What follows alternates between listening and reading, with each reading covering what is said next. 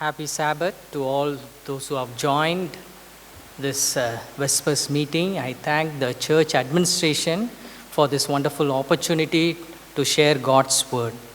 We live in a dangerous world. Unpredictable events, frightening situation all over the world. After the government has announced lockdown in the month of March, the very second day of the lockdown, my wife said to me that she is going to stitch a dress. Everything is prepared. And after some time, I saw her doing some other thing. I asked her, "What happened to your stitching?" She said, "We don't know whether we will be alive to wear the dress." Yes, fear makes us panic. Fear cripples our thinking, our thoughts, our lives. Once a medical doctor, Franklin, said, 1/3 of all causes of illness in the hospital, which clearly notes based on organic in nature. Another 1/3 of sickness is caused in the combination of emotional and organic in nature. And the rest 1/3 of the sickness is purely emotional. I want to tell a story. Once a caravan was upon the road to Baghdad. He met a deadly virus. The Arab chief asked the virus, "Why do you hurry to Baghdad? What is the reason?" The virus said, "To take 5,000 lives." After a few days, returning from Baghdad, both met together, the virus and the Arab chief. The Arab chief angrily asked the virus, "You have deceived me. You said you will take 5,000 lives, but you have taken 10,000 lives." Very calm and cool, the virus said, "No, indeed. I have taken only 5,000 lives, not one extra. It was the fear that killed the rest." My dear brothers and sisters, if we don't know how to handle fear, fear will kill us. Sometimes our fear makes a wolf like a tiger. I have a phobia of height, blood, height, and so many phobias I have. And many of us have a fear of natural calamities. We fear of future. Nowadays we are having a fear of our job, of our children, retired life.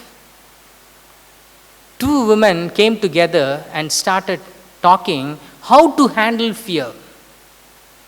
The one woman said to the other, "See, whenever I am afraid, I take a cigarette and start smoking. You do the same." You see, people handle fear in many different ways. Some turn to alcohol, some turn to loneliness, and some turn to their friends. But here, David 56, Psalm, verse 3. David says, "Whenever I am afraid, I will trust in you." When fear knocks at your door, let faith open it. Romans 3, verses 10 to 18. I'm not going to read all the verses. Verse 10. "As it is written, there is none righteous, no, not one." Verse 11. "There is none that understands. There is none that seeketh after God. Verse 12. All have turned away, they have together become worthless. There is no one does good, not even one. Verse 18. There is no fear of God before their eyes. How God works in us. Sometimes the Lord calms the storm and He creates a positive fear in us. How Jesus was in the boat with the disciples, He calmed the sea, and the disciples were astonished. Who is this man? Even the winds and waves obey Him. Sometimes the Lord removes our fear, our worries, our anxieties, our sickness, our tears, our pain, our problems and difficulties to acknowledge God. Sometimes God let the storm rage and calms His child to focus our attention to God. Psalm 119 verse 17. It was good for me to be afflicted so that I might learn your commandments. When life-threatening situation comes, we are afraid. Faith should chase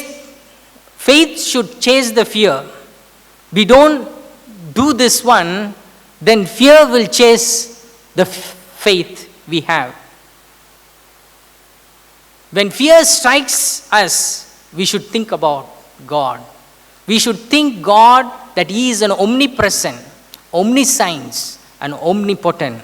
David says, whenever, wherever, whatever I do, when I am afraid, I will trust in you.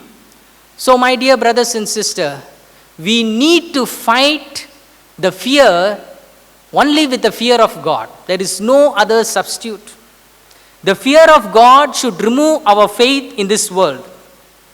When examination approaches, we get some kind of fear. That fear will help us to sit and prepare for the exam. But there are certain imaginary fear. I'm going to fail in the exam. I don't know what to do. It's a negative one. What does it mean to fear God? Fear in the sense to respect His words, to give reverence, believing in Him, trusting, obeying, honoring His words, acknowledging Him, bringing glory to God. What is fear of God? Proverbs 8 verse 13. To fear the Lord is to hate evil, pride, arrogance, evil behavior, and perverse speech. A speech which is unreasonable, unacceptable. A speech that does not hold goodness. About Job it says, Job feared God and shunned evil. The fear of God is to hate evil. And Isaiah chapter 53 verse 9, though Christ had done no violence nor was any deceit in His mouth, misrepresenting truth is deceit. Job 28 verse 28, to shun evil is understanding. All these verses, it shows that God hates these characteristics which are not His. And it also says, to fear God means to put away God's character in us. Fear of God is giving up what God hates and hold on to what God loves. Before God called Abraham from the place called Ur, He said and He promised to Abraham, I'm going to make you great. I'm going to make you great. After 35 years, God gave the promised son Isaac to him. When Isaac was 20 years old, altogether 55 years has gone. In Genesis chapter 22 verse 2, God said to Abraham, "Take your son, your only son Isaac." He's emphasizing Isaac. You should not misunderstand. "Your only son Isaac, whom you love, go and sacrifice him." It seems as though God is contradicting his own plans. It seems God is telling to Abraham to restart his plans. But verse 12, Genesis chapter 22 verse 12, God said to Abraham, "Do not lay a hand on the boy. Do not do anything to him. Now I know that you fear God, because you have not withheld from me your son, your only son." Even though Abraham did not understand what God said, he obeyed, he trusted. Fear of the Lord means honoring God's word. Fear of the Lord means trusting God in difficult times. Fear of God means giving what God requires. We don't understand sometimes why we face such a problem and situations in our lives, but still we need to obey like Abraham. There is a beautiful hymn, "Because he lives, all fear is gone." I want to ask you how this fear of God is created in us. There are so many texts in the scripture. How the fear of God is created in us. When we realize God is watching, and when we are in God's presence, the fear of God is created. Psalm 119 verse 18, "Open my eyes that I may see wonderful things in your law." When you see wonderful character of God, you fear God. When we marvel at his free gift of salvation, we fear God. In the book of Acts, a Saul who became Paul, he said, "It was grace that taught my heart to fear." When God is so gracious, we fear God. The fear of the Lord is created in us whenever we see his judgment, whenever we see his long suffering, whenever he is faithful, his majesty, his power. When God fulfills his promise in our lives, we fear God. When we experience God's unfailing love, we fear God. Galatians 6:56, "Who have tasted the goodness of the word of God and the powers of the coming." Psalm 86 verse 11 to 16. I'm not going to read all the verse, just one verse. "Give me an undivided heart that I may fear your name." Sometimes the tender care of God makes us to fear God and teach us to fear God. Psalm 130 verse 3 and 4, "O Lord, who could stand? There is forgiveness. There is forgiveness with you, that you may be feared." Because of his forgiveness, we fear him. Because of his purity and holiness, we fear God. When I have the fear of God, when you have the fear of God, what is the benefit that we get? What is the end result? Proverbs 15 verse 33, "Fear of the Lord teaches a man wisdom, and humility comes before honor." My dear brothers and sisters, in Psalm 25 verse 12, "Who then is the man that fears the Lord? He will instruct him in the way chosen for him." When I fear God, when you fear God, we no need to waste our time going here and there, doing this and that. He will instruct what to do. Psalm 25 verse 14, "The secret of the Lord is with them that fear him, he makes his covenant known to him. When we fear God, he reveals his secret to us. How he revealed to Abraham before he destroyed Sodom and Gomorrah. God said, "Shall I hide from Abraham the thing which I am going to do?" God reveals secrets and reveals his covenant those who fear. Psalm 34 verse 7, he protects them and delivers them who fear him. Psalm 61:5, "For you have heard my vows, O God. You have given me the heritage of those who fear your name." When we fear God, God gives his heritage, what he got from his heavenly Father. A heavenly heritage, his power, his life abundance. Psalm 85 verse 9, "Surely his salvation is near to those who fear him, that his glory may dwell in our land." When we fear, he gives his salvation. 103 Psalm verse 13 and 14, "As a father has a compassion on his children, so the Lord has compassion those who fear him."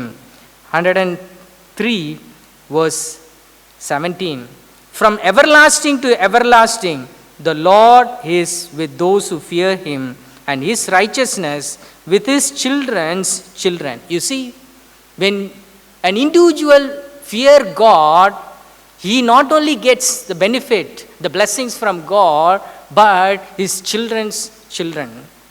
Psalm 112 verse 1, "Praise the Lord. Blessed is a man who fears the Lord, who finds great delight in his command."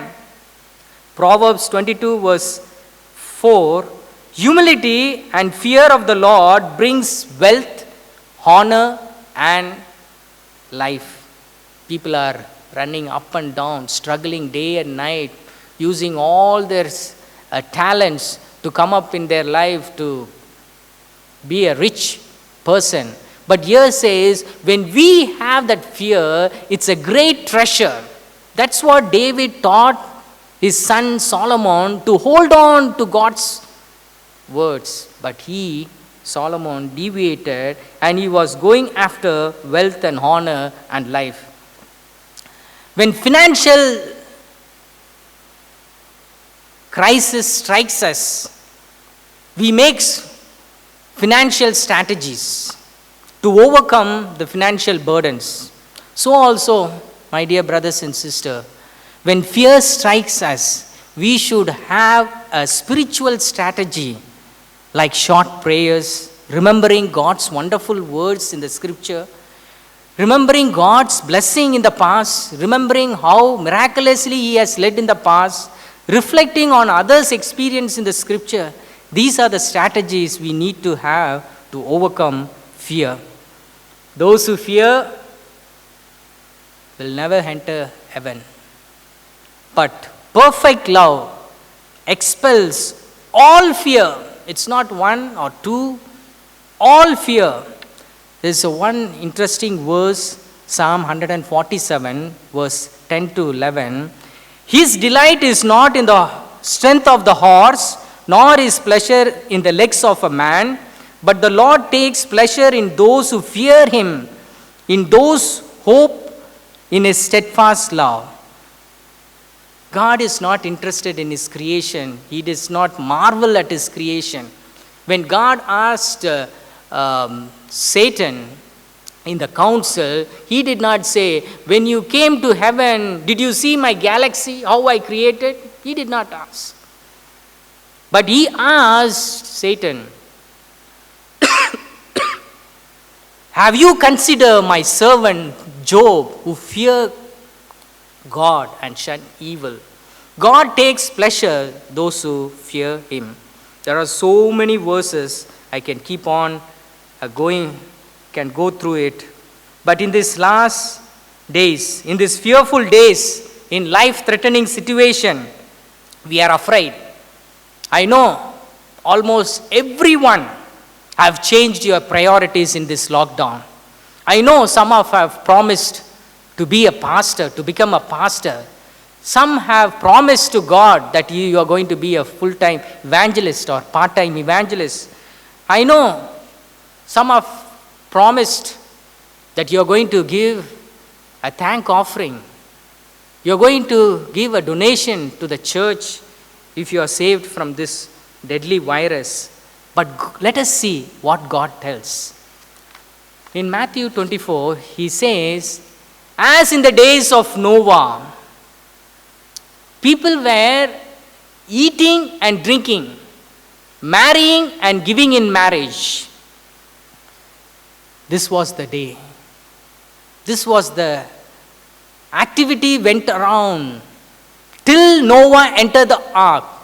And so it shall be at the coming of Son of Man. They knew nothing about what would happen until the flood came and took all away. Sudden, unaware. After the lockdown, there will be some relaxation. Again, the routine work will continue. Before the second coming of Jesus, I don't know, it will be like this, a lockdown. There will be some kind of difficulties, famines, disease, and all those things. But routine works will be going on. Eating and drinking, marrying and giving in marriage. Luke 17, again Jesus says, it was same in the days of Lot. That's what King Solomon says. What had happened will happen again. In the days of Lot, same activities took place. People, Luke 17 verse 28 and 30, it says, people were eating and drinking, buying and selling, planting and building. But the day Lot left Sodom, fire and sulfur raised from heaven and destroyed them all. Sudden, unaware. And Luke 21 verse 26, Jesus says, men's hearts failing them for fear and for looking after those things which are coming upon the earth, for the powers of the heaven shall be shaken. So, after this lockdown, our hearts are melted. What is going to happen? But after some time, it is going to be a different thing. But for a Christian, nothing should be a surprise. During the time of lockdown, we would have changed our priorities. Very soon, slowly the fear will remove from our mind and from our lives. And again we are going to change our priorities. Luke 21 verse 34, it says, Jesus says, just now he said, your hearts are going to be melted. And again he says, be careful not to let yourself to become occupied too much of feasting and drinking and with worries of this life, or the day may come upon you unaware. Again, what had happened will happen again. Jesus is giving a warning. Do not go back.